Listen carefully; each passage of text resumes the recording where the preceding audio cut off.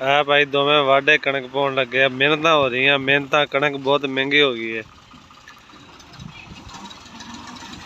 अस्सलाम वालेकुम दोस्तों, की हाल चाल है जी। आ देख लो जी, गाजी ट्रैक्टर रैपर लग्या होया ते कणक वड्ढी जांदा ते जिमीदार पे खड़े आ काले, क्योंकि बारिशां डेली पैनियां। जिमीदार हुण कहंदा जल्दी जल्दी वढ लईए ते घर नूं लै चलीए।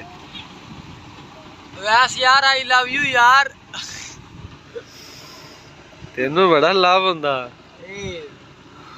यार, प्यार बंदे नूं बूढ़ी ना हो सकदा, तेरे नाल नहीं हो सकदा यार।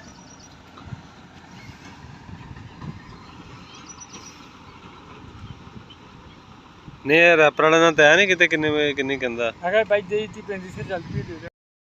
रैपर दी मजदूरी किन्नी ला रहे? 35 से चल रही है फिलहाल, कोई पता नहीं, जेड़ा मंगेगा दे देंगे अपन। सही सही, क्योंकि बैक कर वड्ढण लिया तो उन्हें लै ही लेने। हां जी, बैक करके भाई ना वड्डे, ਅਸੀਂ ਉਹਨੂੰ ਕਿਹਾ ਸਾਡੀ ਕਣਕ बैक ਕਰਕੇ वड्डे। कणक खराब होंदी बच्चा, वो वारे इन्नी महंगी कणक 4000 नूं।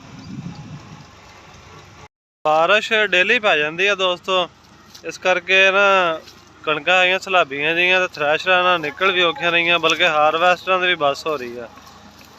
ते जिमीदार भी काले पे खड़े, क्योंकि रोज बारिश आ जाती है। नाल अल्लाह बारी वगैरह भी अल्लाह पाक रहमत करे जी। तो बाकी सूरत हाल तुहाडे सामने है। लगा खड़ा है ट्रैक्टर वाला बेली वड्ढण।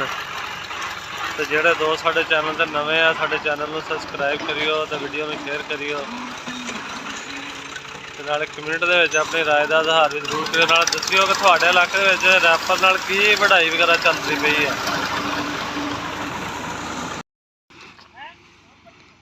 चेक कर लो जी, कणक बेली वड्ढी जांदा, कणकां लम्मियां जिहियां पईयां टेढ़ियां जिहियां, ते बैक कर करके वड्ढण डिया। गाजी ट्रैक्टर आ 30-35 किलो बेली कह रहे हैं कि वढाई लै रहे हैं। बाकी हाले कदें दित्ती कोई नहीं, किसी ने जिन्हें जिद्दां दित्ती उस हिसाब नाल असीं भी दे दांगे।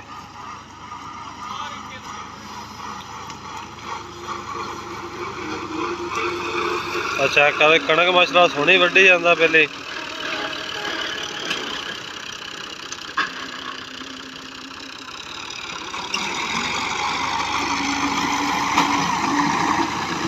पहले गेर ते वढ रहा वा।